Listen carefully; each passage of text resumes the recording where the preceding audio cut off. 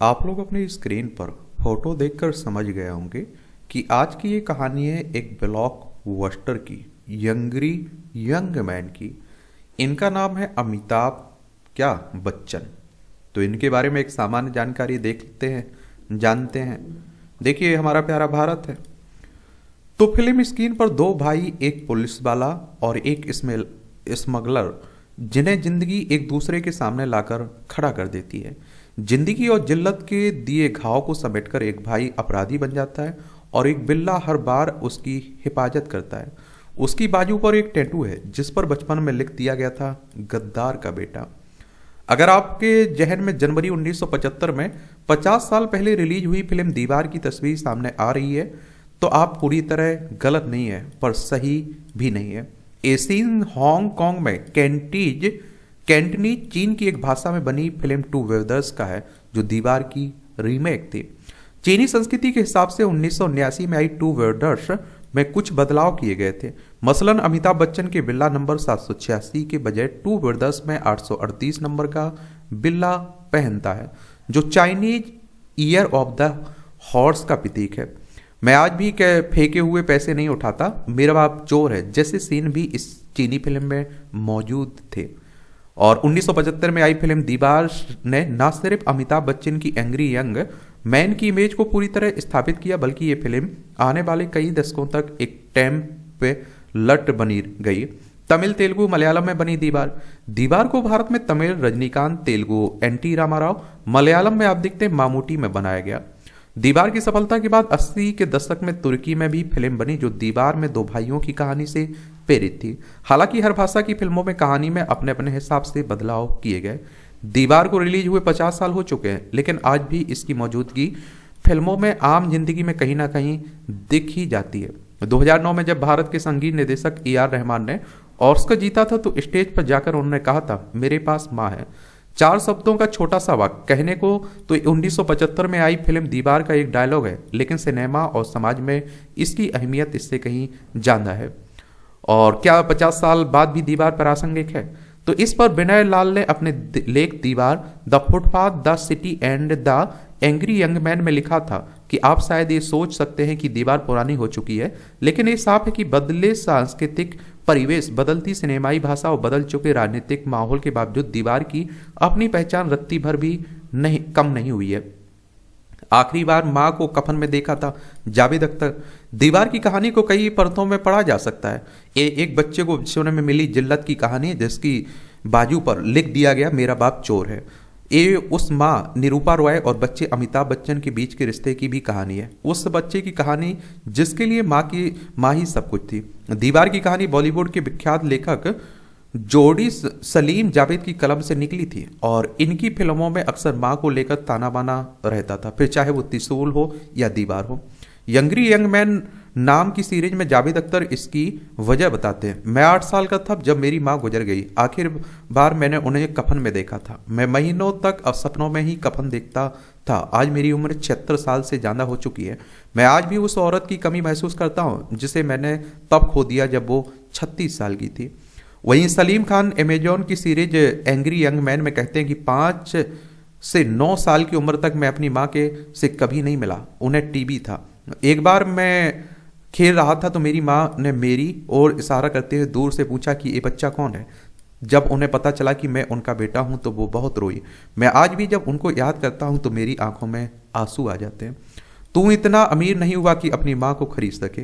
दीवार की एक खास बात है कि बहुत सारी दूसरी फिल्मों की तरह इस फिल्म की माँ भी भले ही शारीरिक और आर्थिक रूप से कमजोर हो, पर वो मानसिक तौर पर लाचार नहीं है। वो दोनों बेटों को बहुत प्यार करती है, लेकिन उसका प्यार उसूलों से बड़ा नहीं है। दीवार की एक मशहूर सीन में निरूपा रॉय अपने स्मगलर बेटे विजय का घर छोड़ अपने पुलिस अफसर बेटे रवि शशि कपूर के पास आकर रहने लगती है। वो शशि कपूर से कहती है, मैंने हमेशा विजय अमिताभ बच्चन से ज्यादा प्यार किया है, लेकिन मेरा प्यार अंधा नहीं है। अमीर विजय माँ को रोकने की कोशिश करता है तो वो कहने से नहीं चूकती, तू इतना अमीर नहीं हुआ कि अपनी माँ को खरीद सके। तू अपनी माँ के माथे पर कैसे लिख दिया कि उसका बेटा चोर है। और तब शशि कपूर कहते हैं, ये सच्चाई तुम्हारे मेरे बीच एक दीवार है भाई। और दीवार बनाने वाले यश चोपड़ा को आज भले ही किंग ऑफ रोमांस कहा जाता हो, लेकिन तब की यश चोपड़ा ने सलीम जावेद की लिखी एक ऐसी कहानी चुनी थी जिसमें रोमांस नहीं, जिंदगी कड़वी सच था। फिल्म में जब दोनों भाइयों का आमना सामना होता है तो शशि कपूर कहते हैं कि सच्चाई तुम्हारे और मेरे बीच एक दीवार है भाई, और जब तक ये दीवार है हम एक छत के नीचे नहीं रह सकते। मेरा बाप चोर है, ये मैं नहीं कह रहा हूं भाई, मेरा बाप तो किसान है, ठीक है। एक पुलिस अफसर और एक स्मगलर, यानी दोनों भाई जब आखिरी बार मिलते हैं तो उनके बीच कुछ बचा है तो बचपन की यादें। घर से दूर एक पुल के नीचे जब दोनों मिलते हैं तो शशि कपूर कहते हैं कि जब हम दोनों के बीच सारे पुल टूट चुके तो बस यही एक पुल बचा था, ये पुल जिसके नीचे हमने अपना बचपन गुजारा। दीवार को देखते हुए हिंदी फिल्मों के कई हिंसक दृश्य याद आते हैं जिसमें जबरदस्त खून खराबा मार धाड़ है, लेकिन दीवार का एक सीन ऐसा है जिसमें बाहरी तौर पर कोई हिंसा नहीं, फिर भी वो सबसे हिंसक, दिल को हिला देने वाला सीन है, क्योंकि उसमें हुई हिंसा जिस्मानी नहीं भावनात्मक है। यहाँ उसी दृश्य की बात हो रही है जब एक छोटे बच्चे को लोग उसके बाप के भाग जाने के बाद घेर लेते हैं, उसकी बाजू पर लिख देते हैं मेरा बाप चोर है।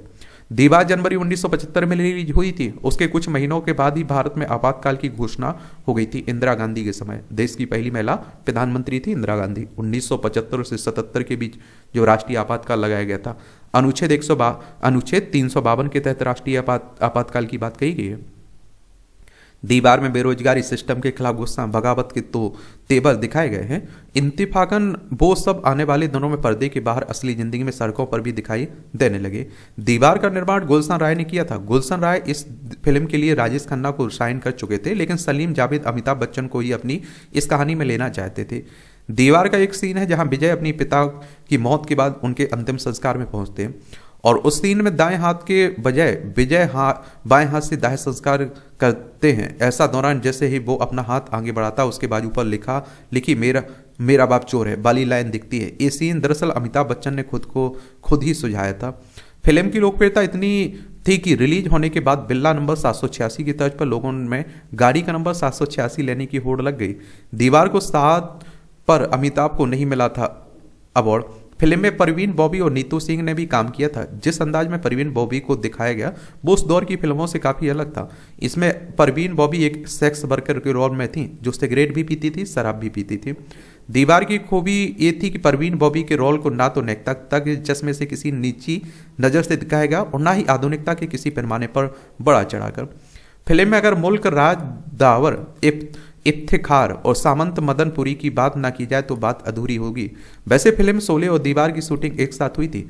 अमिताभ बच्चन ने ट्विटर पर लिखा था कि मुंबई में पूरी रात और सुबह 6 बजे तक दीवार की क्लाइमैक्स सीन की शूटिंग चलती थी। वहीं से फ्लाइट लेकर वो बेंगलोर शोले के लिए जाते थे। दीवार को 7 फिल्म फेयर पुरस्कार दिए गए, लेकिन उस साल का सर्वश्रेष्ठ अभिनेता का पुरस्कार अमिताभ बच्चन को नहीं मिला। संजीव कुमार आदि और शोले के लिए नामांकित हुए थे। ये अवार्ड उन्हें आंधी के लिए मिला था। दीवार में 2 भाइयों की तकरार में अमिताभ बच्चन शशि कपूर पूछते हैं मेरे पास गाड़ी है, बंगला है, कार है, तुम्हारे पास क्या है? तो सब कुछ होते हुए भी कुछ ना होना ही शायद दीवार के हीरो की त्रासदी है। और वो कहते हैं हमारे पास क्या है? माँ है। तुम्हारे पास क्या है? सब कुछ। तो इस तरह की मूवियां बनती थी पहले, लोग पसंद भी करते थे। कहानी ये है ब्लॉकबस्टर की। धन्यवाद।